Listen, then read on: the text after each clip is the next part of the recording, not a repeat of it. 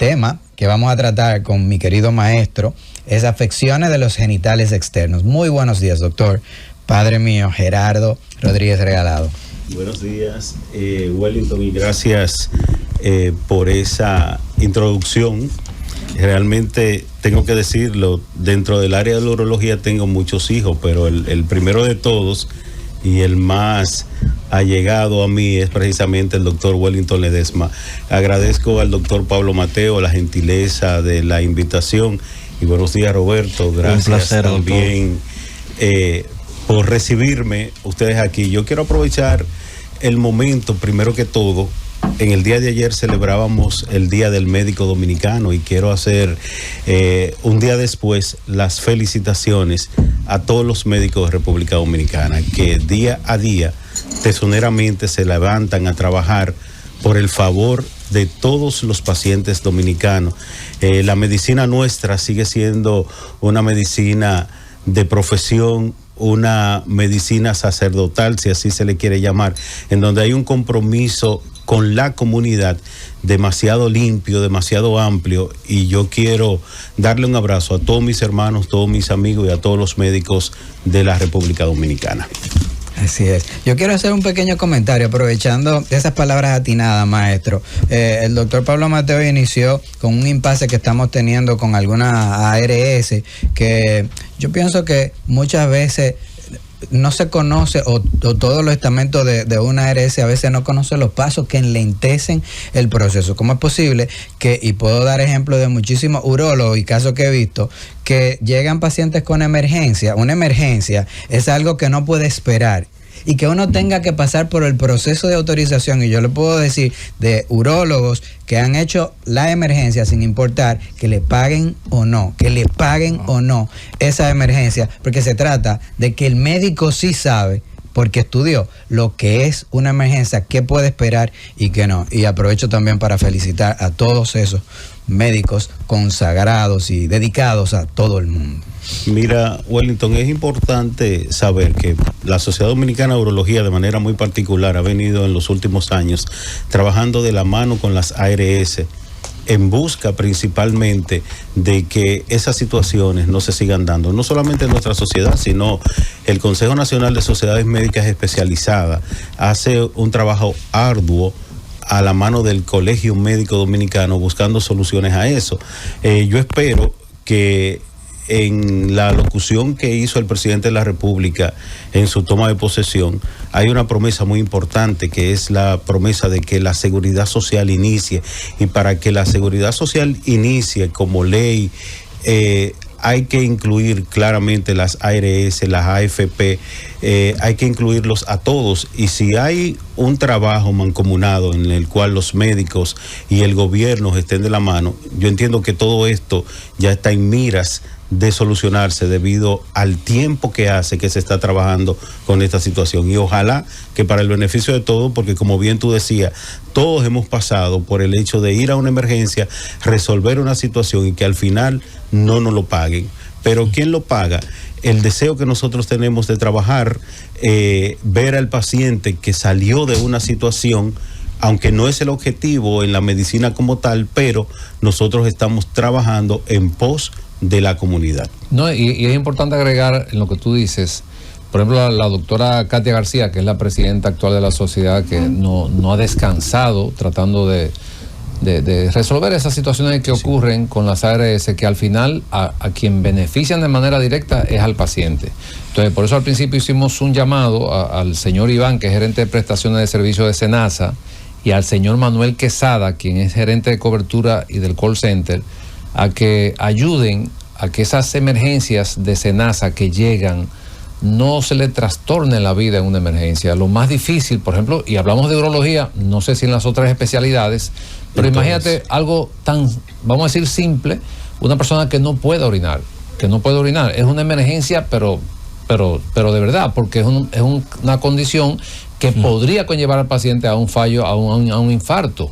Entonces, ¿cómo es posible que un paciente llegue en esa condición de una emergencia y tenga que esperar una preautorización? Yo pienso que eso se le debe buscar una solución lo más rápido posible.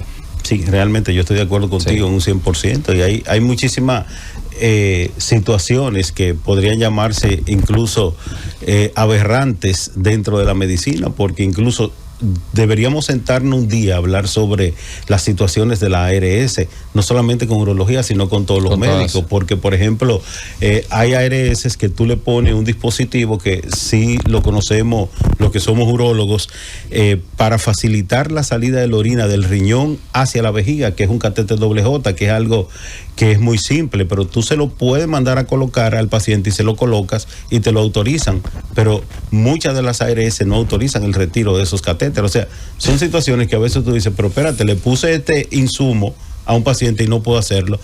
Vuelvo y lo repito, vamos a tener que sentarnos a hablar de las ARS y de las situaciones con las cuales nosotros nos encontramos para ver si se le busca una solución factible a lo mismo. Eso es correcto. Bueno, pues entonces, nada, vamos a entrar a nuestro tema urológico, aunque también eso es urología, pero siempre en beneficio de nuestros pacientes. Afecciones de los genitales externos.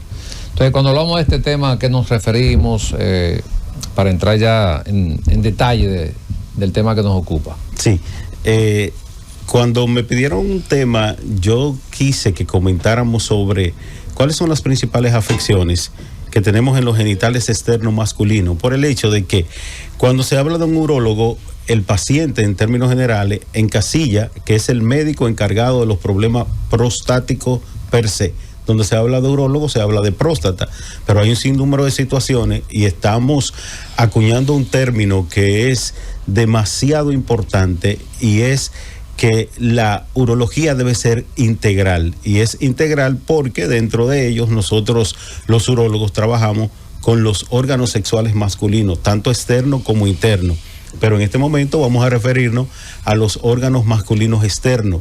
Básicamente vamos a hablar del pene, que todos los conocemos, y de los testículos. Y para hablar de manera particular del pene, yo quiero hacer dos grandes divisiones.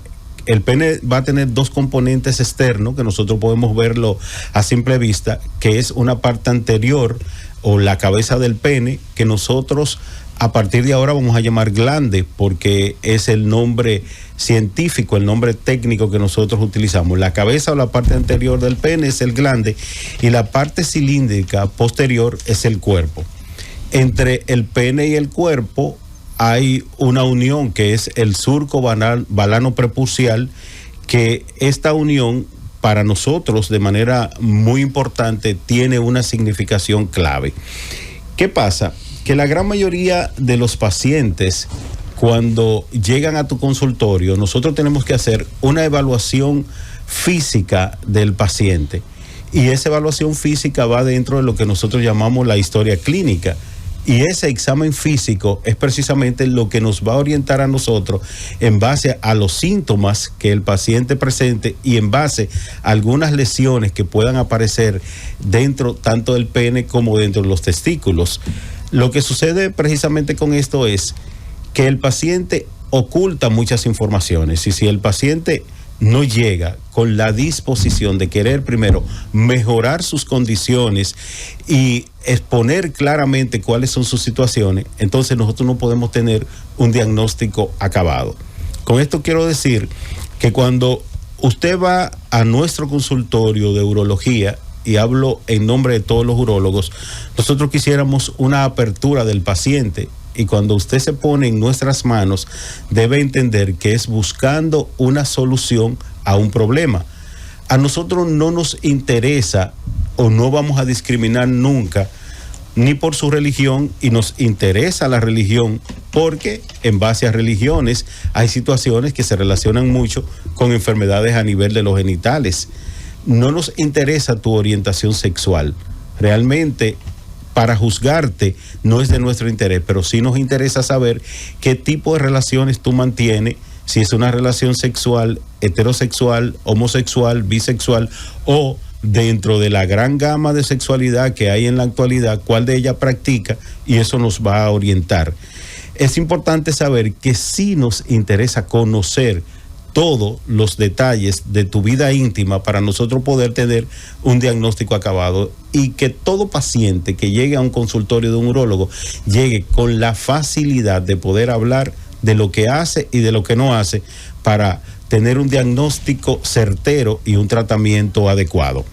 Dicho esto, es importante que nosotros entendamos que hay un sinnúmero de enfermedades que van desde lesiones dermatológicas que son tratables, lesiones que podrían ser por hongo, lesiones que podrían ser por bacteria, por parásitos, que nosotros conocemos como infecciones de transmisión sexual, mal llamadas enfermedades de transmisión sexual. Esta situación en la actualidad ha sido tal vez corregida en un % muy mínimo, y como no se habla mucho de ella, la persona entiende que realmente no se está padeciendo en la actualidad. Y sí hay muchas infecciones de transmisión sexual, sí hay mucho cáncer en urología a nivel de pene y a nivel de testículo. Que no se hable mucho de ello es una cosa, pero que existan y que los cánceres, sobre todo de pene, tienen una relación muy directa con la higiene del paciente. Con esto es importante, antes de nosotros empezar a hablar de cuáles son esas afecciones, decir que el hombre tiene que tener una higiene adecuada de sus genitales externos, tanto del pene como de los testículos, porque la acumulación de bacterias se da por la falta de higiene, por el sudor excesivo, por la falta de no limpieza adecuada y por la utilización de ciertos insumos, como son jabones que no son adecuados para la intimidad masculina. Siempre se habla de jabones para la intimidad femenina, pero muchas veces el tipo de jabón que yo debo utilizar para lavarme el cuerpo en sentido general no es el mismo que me va a favorecer, porque tanto la piel del pene como la piel del testículo no son tan sensibles a ciertos tipos de insumos comerciales, como son los jabones que tienen algún tipo de aditamento, como los que tienen olores, como los que tienen perfume, no son favorables porque destruyen de una manera importante lo que anteriormente nosotros conocíamos como la flora normal a nivel de los genitales. Hablábamos anterior, y quiero hacer hincapié con esto, de flora bacteriana, refiriéndonos a las bacterias que deben existir de manera normal dentro de ciertos organismos.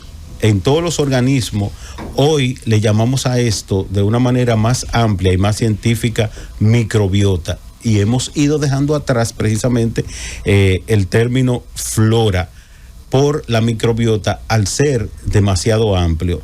Hay aproximadamente más de 50 bacterias que pueden coexistir con el individuo de manera natural, y esta microbiota favorece que dentro de los genitales externos masculino y tanto femenino puedan interactuar con otras bacterias que tal vez sí sean dañinas.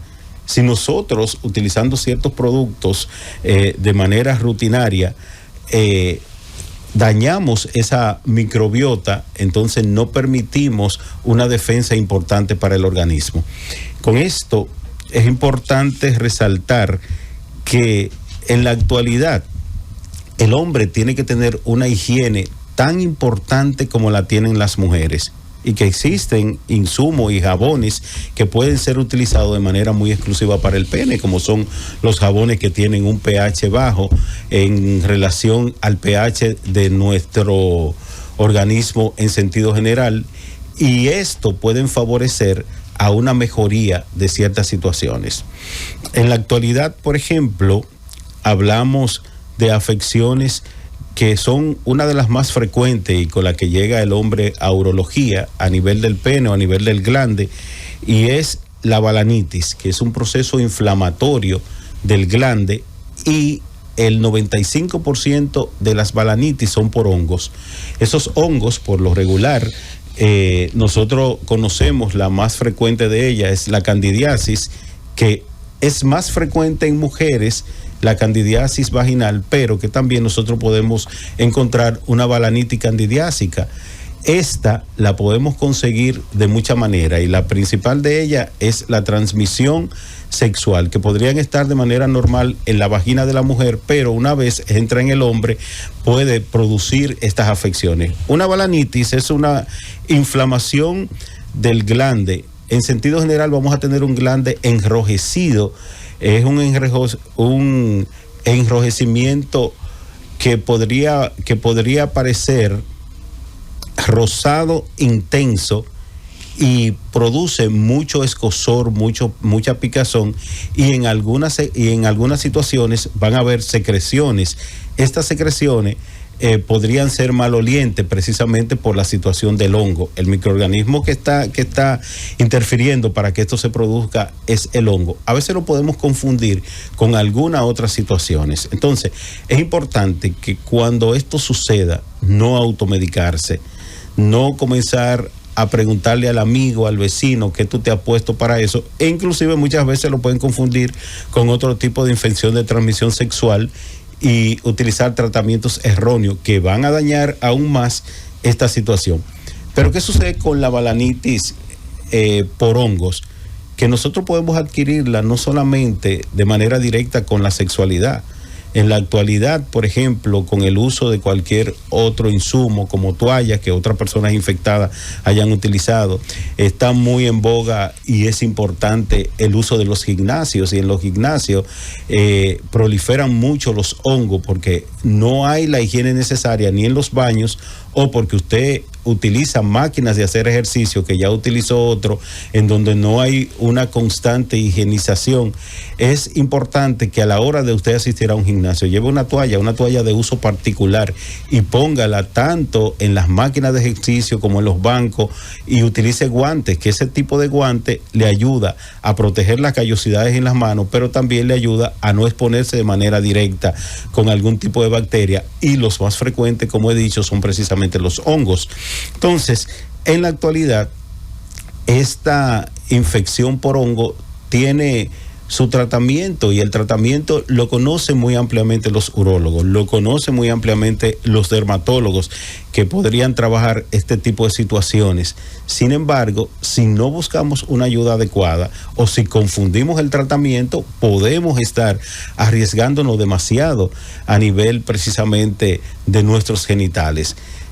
Los medicamentos de utilidad son medicamentos tópicos, y por ética yo no menciono ningún tipo de medicamento en ninguna entrevista, porque nosotros vivimos en un país que claramente, y lo sabe Wellington, lo sabe Pablo, que el dominicano es muy propenso a la automedicación, y si menciono algún tipo de medicamento ahora mismo, la gente, si tiene una situación, sin importar cuál sea, van a empezar a utilizarlo. Entonces, doctor, antes de usted continuar, entonces, ¿cuál sería la consecuencia de una balanitis maltratada? Mira, por ejemplo, las balanitis, y sobre todo la maltratada, nunca van a curar. Tú conseguiste un tratamiento, te la pones y es un hongo, no tiene las medidas necesarias de higiene, no tiene los cuidados necesarios, es un mal tratamiento, y en 1 o 2 meses va a reaparecer de nuevo, y vas a hacer un ciclo constante de reaparición de enfermedad que nunca va a curar. Y de la misma manera va a subsistir ese hongo por encima de todas las cosas, y con quien tú tengas contacto, tú vas a contagiar de igual manera a los pacientes con quien tú tengas la relación, porque se da un caso, por ejemplo, que tú tienes una enfermedad diagnosticada de transmisión sexual, y lo primero que tú le vas a pedir a ese individuo, que en base al periodo de incubación de la patología como tal, no tenga relación. Y el paciente, como quiera, si se vio curado y tú le pusiste que el periodo de tratamiento es aproximadamente 15 días, 20 días sin relaciones sexuales, desde que se ve que no hay ningún tipo de lesión, que la secreción desaparecieron, pues ya comenzamos a tener relación. Y entonces estamos ante una infección y una reactivación de la misma. Excelente. ¿Puede continuar? Entonces, sí. La situación, por ejemplo, es que los tratamientos que nosotros tenemos son simples, tratamientos tópicos con antimicóticos. Pero si la situación se complica, debemos ir a los medicamentos vía oral. Y una pregunta, me disculpa, doctor, que me hacen una pregunta aquí.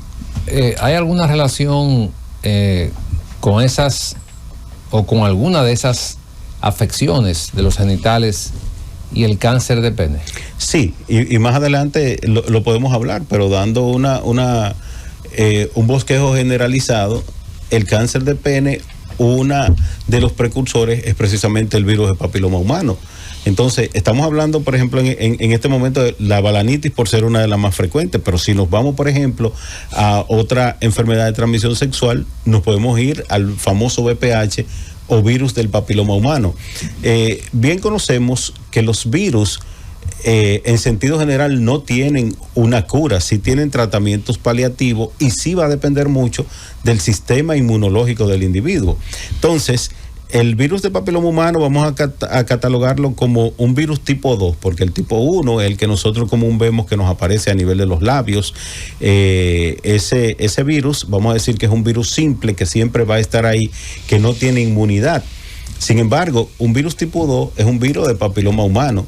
Y conocemos bien que el virus de papiloma humano se contagia precisamente por personas que tengan el virus activo, que tengan lesiones activas del virus y que a nivel, por ejemplo, del pene, aún no habiendo lesiones como tal, pueden haber cargas virales, hay lesiones virales que aunque no se vean, pueden contaminar directamente las relaciones sexuales. O sea, pueden estar en el pene o pueden estar en la vagina. Sí, exactamente. Pueden estar tanto en el pene como en la vagina. Hablando de manera particular, por ejemplo, en el hombre, no solamente pueden estar en el pene, pueden estar en el testículo, pueden estar en el pubis, pueden estar en la entrepierna. En donde quiera que haya mucosa, de manera importante, esas lesiones pueden aparecer.